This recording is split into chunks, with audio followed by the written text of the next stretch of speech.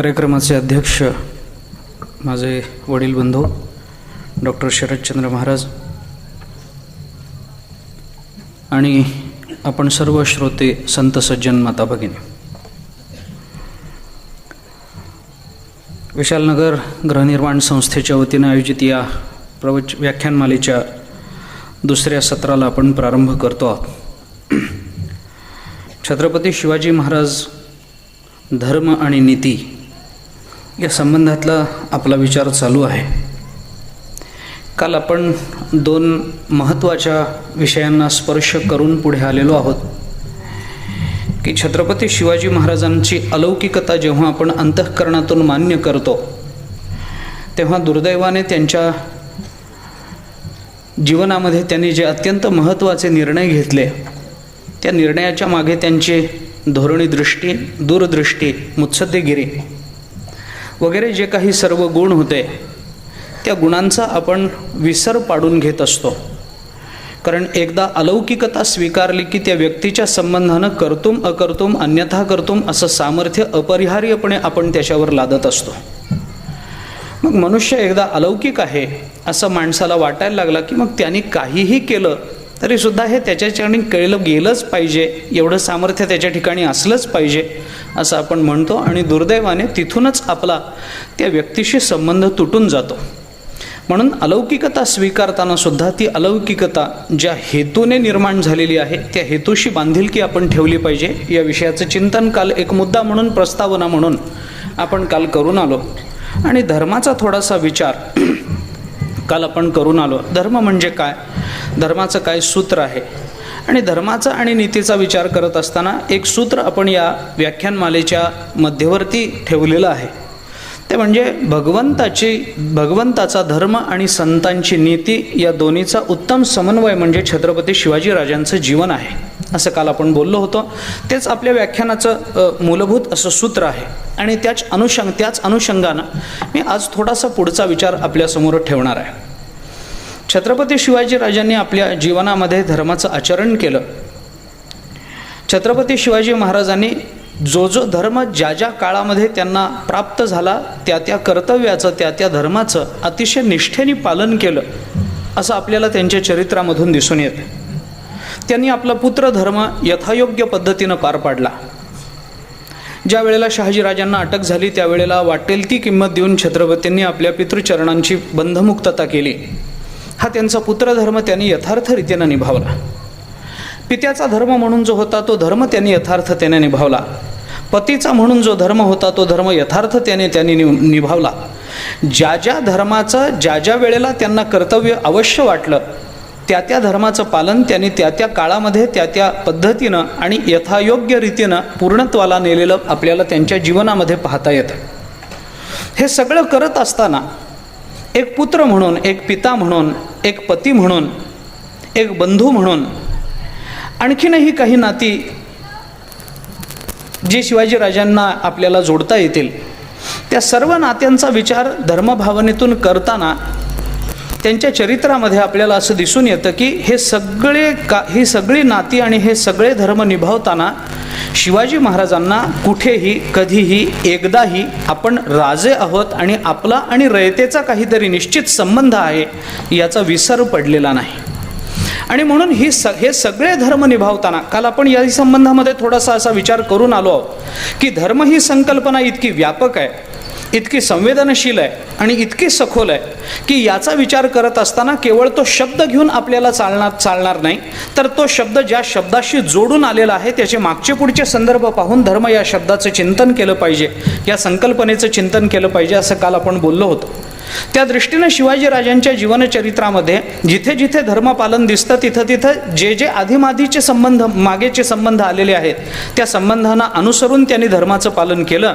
पण एक संबंध यामध्ये मात्र त्यांनी कधीही कटुता येऊ दिली नाही. तो संबंधामध्ये म्हणजे एका राजाचा आणि एका रयतेचा संबंध आहे.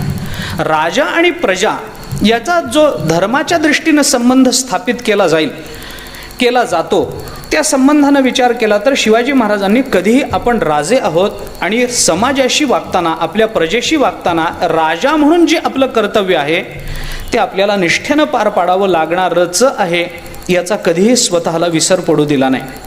धर्माच्या बाबतीतला आणखीन एक महत्त्वाचा नियम, आणखीन एक महत्त्वाचा मुद्दा आज मी आपल्यासमोर ठेवतो.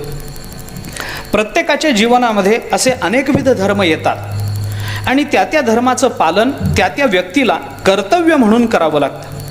आपल्या जीवनामध्ये आपल्याला एक पुत्र म्हणून, एक पिता म्हणून, एक भाऊ म्हणून, एक बहीण म्हणून, एक पती म्हणून, एक आणखीन काही भाचा म्हणून, पुतण्या म्हणून, जी जी काही नाते आपल्याला जोडावी लागतात त्या त्या नात्यांमध्ये आपली कर्तव्य आपण पार पाडत असतो.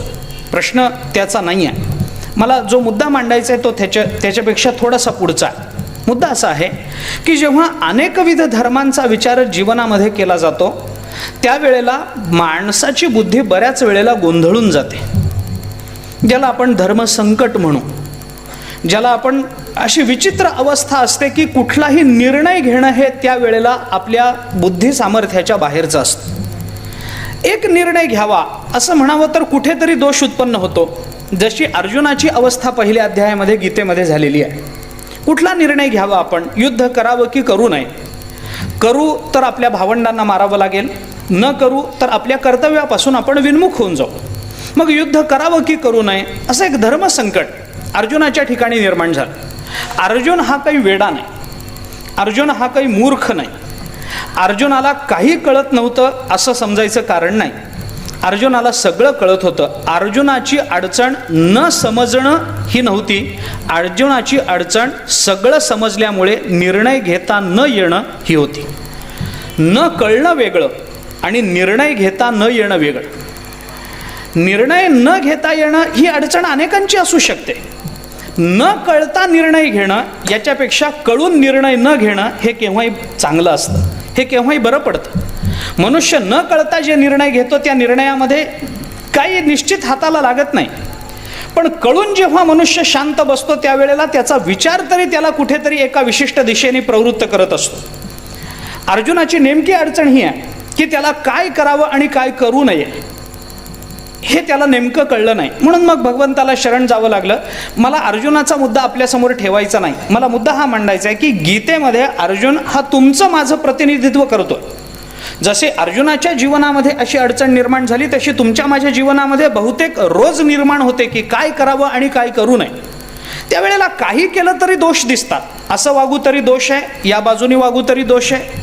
त्या प्राणीशास्त्रामध्ये असं एक उदाहरण आलं. साप असतो ना, साप तो बऱ्याच वेळेला ती चिचुंद्री असते ना, त्या चिचुंद्रीला उंदीर म्हणून गिळतो. दृष्टीभ्रमानं त्याला उंदीर आणि चिचुंद्री दिसायला साधारण सारखे असतात. ते चिचुंद्रीला उंदीर म्हणून तो साप गिळतो. अडचण अशी होते, ती चिचुंद्री जर सापाच्या पोटात राहिली तर साप मरतो, आणि ती चिचुंद्री जर सापाने उलटी करून बाहेर काढली तर साप आंधळा होतो. त्यांनी काय करावं? नेमकी हीच अवस्था तुमच्या माझ्या जीवनामध्ये अनेक वेळेला निर्माण होते की काय करावं हे नेमकं कळत नाही, नेमकं कळत नाही. युद्ध करणं हाही धर्म वाटतो आणि युद्ध न करणं हाही धर्म वाटतो. अर्जुनाच्या जीवनामध्ये युद्धाचा प्रसंग निर्माण झाला, आपल्या जीवनामध्ये कुठलं युद्ध आलं असा विचार करू नका, कारण प्रत्येकाच्या जीवनामध्ये युद्ध असतं. मी संध्याकाळी घरी गेल्यानंतर युद्धाचा विचार करत नाही आहे.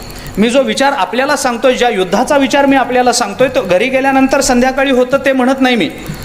ज्या युद्धाचा, तुकाराम महाराजांनी म्हटलंय, रात्री दिवस आम्हा युद्धाचा प्रसंग, अंतर्बाह्य जग आणि मन, जगाचं आणि मनाचं एक युद्ध सुरू आहे. हे सनातन युद्ध आहे, हे अनादिकालापासून चालत आलेलं युद्ध आहे आणि हे युद्ध संपत नाही. याचं नेमकं कारण हे आहे की आपण निर्णय घेऊ शकत नाही. ज्याला निर्णय घेता येतो त्याला हे युद्ध नाही, ज्याला निर्णय घेता येत नाही त्याला हे युद्ध स्वीकारावं लागतं, हे युद्ध करावं लागतं.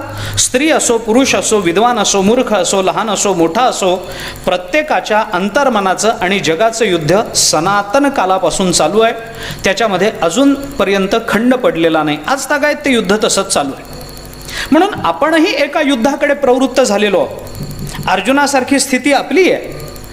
काय नेमकं करावं याचा ज्या वेळेला विसर पडतो, दोन्हीकडे धर्म वाटतात. युद्ध न करणं हा अहिंसा नावाचा धर्म वाटतो आणि युद्ध करणं हा आपल्या जन्माबरोबर प्राप्त झालेला आपला धर्म वाटतो. मी क्षत्रिय म्हणून जन्माला आलोय, मला युद्ध करणं हे माझं कर्तव्य कर्म आहे, म्हणून जन्माबरोबर जो धर्म मला प्राप्त झाला मी युद्ध केलं पाहिजे, हेही अर्जुन म्हणतोय. आणि मी युद्ध केलं तर माझ्या भावंडांना मला मारावं लागेल. मग त्या भावंडांना मारायचे तर मग या भावंडांना का मारू नये, दुर्योधनाधिका वधावे मग युधिष्ठिराधिका का न वधावे, अशी भावना त्याच्या अंतःकरणात आहे. त्यामुळे तो म्हणतो की युद्ध केलं तर माझ्याकडून हत्या होईल, माझ्या भावंडांना मारण्याचा दोष मला लागेल, माझ्याकडून हिंसा घडेल, हिंसा करणं हा काही माझा धर्म नाही. दोन्ही बाजूनी अडचण आहे. मग धर्माचा विचार ज्या वेळेला अशा पद्धतीनं तुमच्या माझ्या समोर येतो, मी धर्माचं म्हणून एक रहस्य फक्त आपल्या समोर आत्ता प्रकट करतोय. याचा संबंध छत्रपती शिवाजीराजांच्या जीवनात कुठे लावायचा हा विचार नंतर करू आपण. धर्माचा विचार करत असताना अनेकविध धर्म एकाच वेळेला माणसाच्या समोर कर्तव्य म्हणून उभे राहत असतात बऱ्याच वेळेला. आणि मग मनुष्य संभ्रमामध्ये पडतो की आपण कोणता नेमका धर्म कोणत्या वेळेला पार पाडावा. हा धर्म युद्ध करण्याचा धर्म पार पाडावा तर हिंसा नावाचा दोष लागतो, आणि जर युद्ध न करावं तर कर्तव्यापासून विन्मुख होण्याचा अधर्म आपल्याकडून घडेल. मग काय करावं, हे जसं अर्जुनाच्या बाबतीत आहे तसं तुमच्या माझ्या बाबतीमध्ये सुद्धा अशा पद्धतीचे अनेक धर्मसंकट, अशा पद्धतीची अनेक धर्मसंकट, अशा पद्धतीचे अनेक प्रश्न रोजच्या व्यावहारिक जीवनामध्ये निर्माण होतात. मग काय करावं, इथं धर्माचा महत्त्वाचा मुद्दा आपल्याला विचारात घेतला पाहिजे. धर्माचं चिंतन करताना जेव्हा अनेकविध धर्म आपल्या डोळ्यासमोर उभे राहतात त्यावेळेला त्याचा निवाडा अशा पद्धतीनं केला पाहिजे. गीतेने आपल्याला हे सांगितलं आहे, महाभारताने आपल्याला हे शिकवलं आहे, अनेक संत महात्म्यांनी आपल्या वाङ्मयातून आपल्याला याची शिकवण दिली आहे की ज्या वेळेला अनेक धर्म जरी एकाच वेळेला समोर आले तरी ज्या धर्माचा परिणाम हा जास्तीत जास्त लोकांच्या सुखाकडे प्रवृत्त होणारा असतो त्या धर्माला अधिकाधिक प्राधान्य दिलं गेलं पाहिजे. ज्या धर्माचा परिणाम हा समष्टी कल्याणामध्ये होणार आहे तो धर्म प्राधान्याने आचरला पाहिजे, आणि ज्या धर्माचा परिणाम व्यष्टी कल्याणामध्ये होणार आहे त्या धर्माला गौणत्व दिलं पाहिजे. कारण धर्मामध्ये सुद्धा श्रेष्ठत्व गौणत्व हा विषय येणारच आहे. हा माझा श्रेष्ठ धर्म आहे, हा माझा गौण धर्म आहे, हा विचार आपल्याला करता येऊ शकतो, नाही असं नाही. ज्या धर्माचा परिणाम व्यापक आहे त्या धर्माला प्राधान्य अधिक आहे, आणि ज्या धर्माचा परिणाम संकुचित आहे, ज्या वर्तनाचा परिणाम मर्यादित आहे त्या धर्माला गौणत्व येतं. हा धर्माचा अतिशय महत्त्वाचा नियम छत्रपती शिवाजी महाराजांच्या जीवनामध्ये अनेक ठिकाणी आपल्याला केलेला पाहता येतो. मी थोडंसं वेगळं बोलतो. शिवाजीराजांचं जीवनचरित्र पाहताना मला माहिती नाही मी योग्य आहे का नाही, मी जर चुकत असेल तर मला कोणी दुरुस्त करावं. मॅनेजमेंटच्या अतिशय महत्त्वाच्या सिद्धांताची बैठक छत्रपतींच्या विचाराला होती, ज्याला व्यवस्थापन शास्त्र म्हणतात. आज हजारो लाखो रुपये देऊन सुद्धा तिथे प्रवेश मिळत नाही असं म्हणतात. लाखो रुपये देऊन सुद्धा त्या MBAला प्रवेश मिळत नाही. त्याच्यात अहमदाबादसारखी जर इन्स्टिट्यूट असेल तर अजिबातच प्रवेश मिळत नाही असं म्हटलं जातं. हजारो करोडो रुपये देऊन लोकांना तिथे प्रवेश मिळत नाही. प्रवेश न मिळाल्यांनी नाराज होऊ नये. त्यांनी शिवाजी महाराजांचं जीवनचरित्र अतिशय बारकाईने वाचावं. जगातल्या कोणत्याही मॅनेजमेंटच्या इन्स्टिट्यूटमध्ये न शिकवले जाणारे मॅनेजमेंटचे सिद्धांत तुम्हाला तिथे पाहता येतील अतिशय बारकाईने. पण हे करत असताना महाभारताचं चिंतन करा, तुकाराम महाराजांच्या गाथ्याचं चिंतन करा. शिवाजी महाराजांच्या जीवनचरित्रामध्ये याचा विचार करत असताना मी हे मुद्दाम आपल्यासमोर ठेवतोय. थोडासा वेगळा विषय वाटेल आपल्याला, पण मी धर्माच्या बरोबरीनं हा विचार आपल्यासमोर ठेवतो की कुठला निर्णय कोणत्या वेळेला घेतला गेला पाहिजे हा व्यवस्थापन शास्त्राचा नियम आहे, हा त्याचा विचार आहे. हे करत असताना कुठल्या धर्माचा कुठल्या कर्तव्य कर्माचा परिणाम हा माझ्या बरोबरीनं आणखीन 10 जणांच्या कल्याणाला कारण होणार आहे ते कर्म तो धर्म आधी पाळला पाहिजे, आणि ज्या धर्माच्या आचरणामुळे माझ्या एकट्याचं कल्याण होणार आहे तो धर्म सर्वात शेवटी आचरणात आणला पाहिजे. हा त्याच्यातला सामान्य नियम आहे. या विचाराला तात्विक अधिष्ठान आहे, या विचाराला तार्किक अधिष्ठान आहे, या विचाराला व्यवस्थापकीय अभ्यासाचं अधिष्ठान आहे, आपण किंवा समाजशास्त्रीय अधिष्ठान आहे, मानसशास्त्रीय अधिष्ठान आहे. आपण कोणत्याही अंगाने या सिद्धांताचा विचार करू शकता. वेळ, कार्य आणि वेग याचा विचार म्हणजे व्यवस्थापन आहे. आपण हा विचार करून पहा. मी चुकत असेल तर मला सांगा. आपल्या हातामध्ये उपलब्ध असणारा वेळ किती, आपल्याला करण्याचं उचित असं कार्य कोणतं आणि ते कार्य परिपूर्ण व्हावं, त्या वेळेत परिपूर्ण व्हावं, याच्याकरता त्या कार्याला कोणता वेग दिला गेला पाहिजे, याचा समतोल ज्याला साधता आला त्याचं व्यवस्थापन हे चांगलं आहे, त्याचं व्यवस्थापन हे निश्चित आहे. अनेक वेळेला छत्रपती शिवाजी राजांच्या हातामध्ये वेळ फार कमी आहे. उदाहरणार्थ मुद्दा म्हणून फक्त एक उदाहरण म्हणून मी आपल्याला सांगतो. विशाळगडावरून त्यांची झालेली सुटका, विशाळगडावरून ते बाहेर विशाळगडापर्यंत पोचले, तिथपर्यंतचा विचार आपण पहा.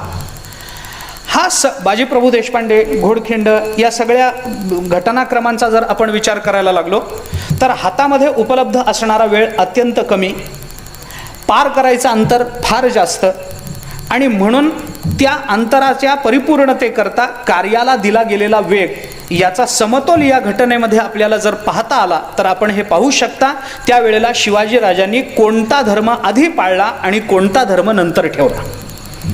धर्माचं पालन शिवाजी राजांनी आपल्या जीवनामध्ये केलं असं जेव्हा आपण म्हणतो तेव्हा धर्म पाळला म्हणजे कोणता धर्म पाळला? कारण संकट कधी एकटी येत नाही.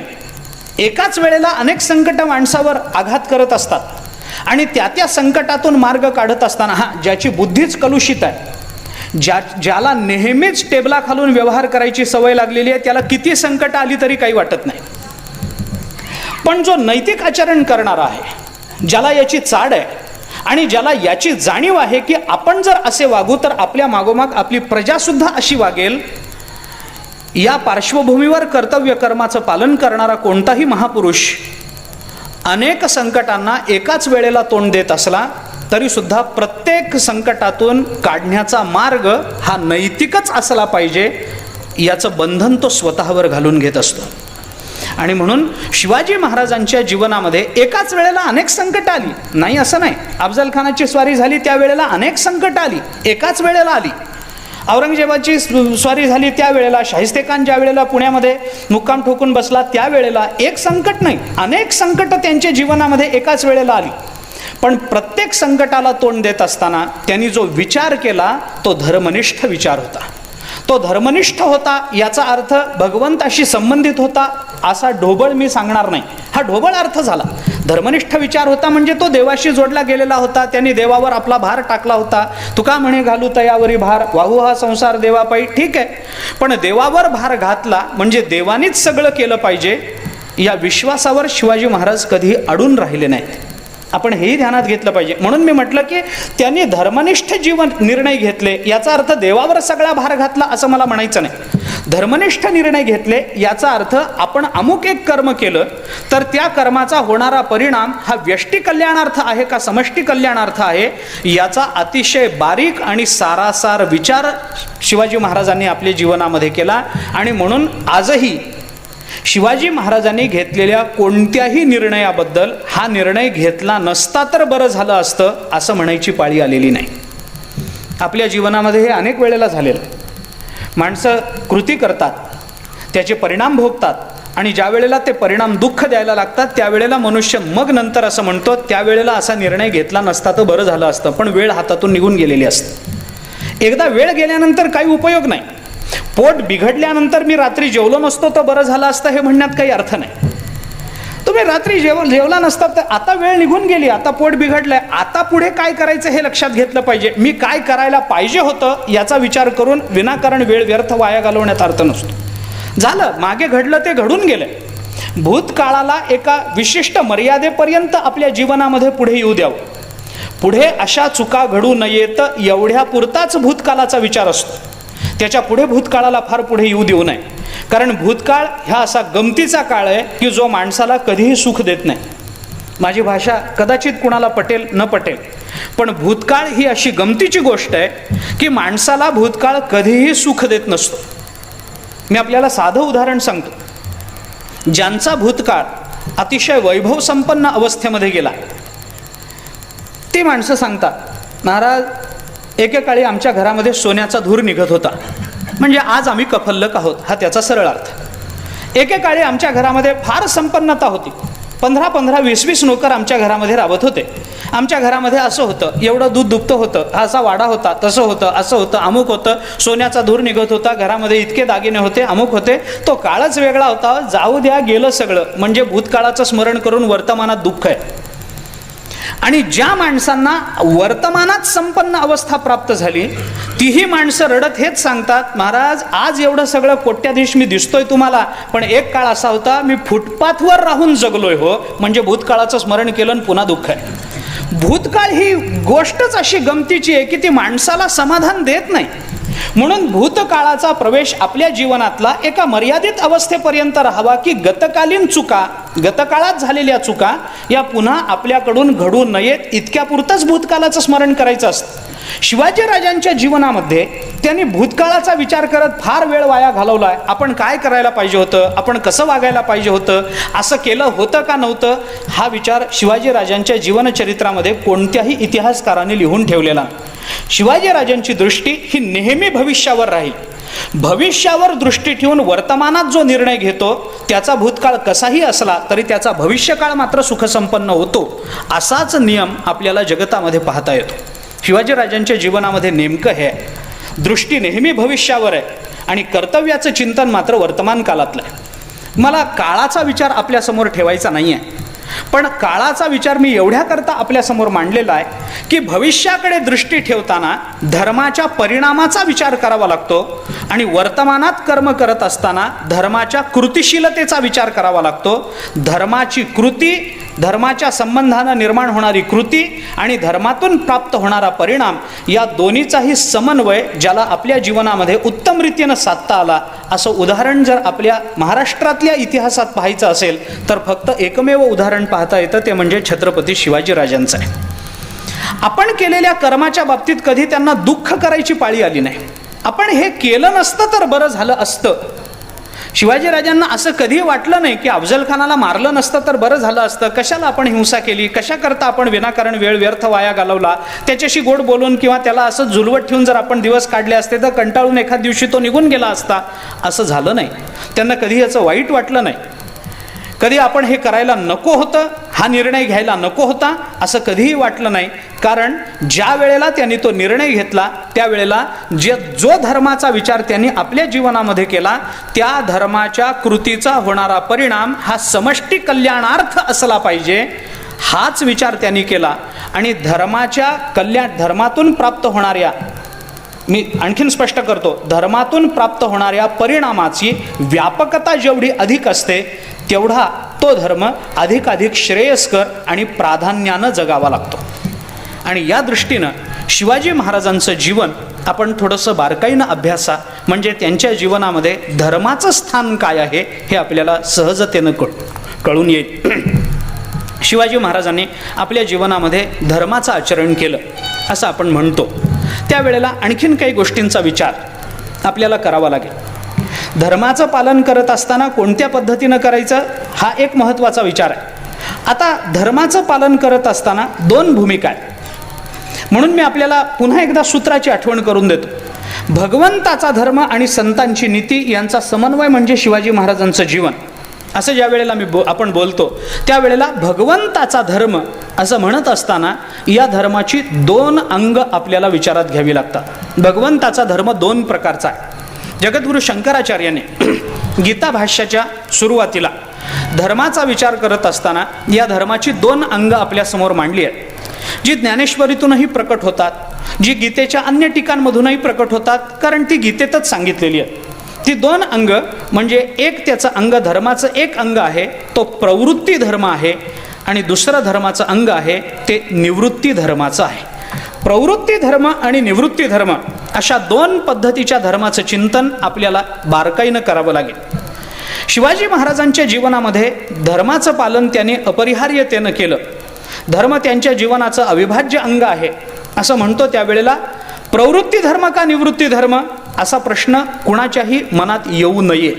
याचं कारण असं आहे, 5 रुपयाचं एक नाणं ज्या वेळेला आपण बाजारामध्ये घेऊन जातो त्यावेळेला 5 रुपयाचं नाणं बाजारात घेऊन जाताना जिथे 5चा आकडा आहे ती बाजू बाजारात घेऊन जायची असते का ज्या बाजूला राष्ट्राचं चिन्ह आहे ती बाजू घेऊन जायची असते? कोणतीही बाजू नेलीत तरी दुसरी बाजू त्याच्या बरोबरीनं येत असते, हे आपल्याला मान्य करावं लागतं. तसं शिवाजी महाराजांच्या जीवनामध्ये धर्माचं पालन झालं असं आपण म्हणतो. त्यावेळेला त्यांनी कोणता धर्म पाळला? प्रवृत्ती धर्म का निवृत्ती धर्म? प्रवृत्ती धर्माचं चिंतन काय आहे, निवृत्ती धर्म म्हणजे काय आहे, याचा विचार भगवंताच्या जीवनचरित्रामध्ये जसा करता येतो तसं छत्रपती शिवाजी महाराजांच्या जीवनाच्या संबंधातही करता येतो. आपल्याला मी पुन्हा एकदा याची जाणीव करून देतो की मी भगवंताच्या जीवनचरित्राचा, छत्रपती शिवाजीराजांच्या जीवनचरित्राचा विचार जो आपल्या समोर मांडतो आहे तो तुलनात्मक आहे असं कृपा करून वाटू देऊ नका. मला तुलना करायची नाही. मला विचार एवढाच मांडायचा आहे की भगवंताचं जीवन जसं या जगताच्याच कल्याणाकरता इथं अवतरित झालं तसं शिवाजी महाराजांचं जीवन सुद्धा या जगताच्याच कल्याणाकरता इथं अवताराला आलेलं आहे.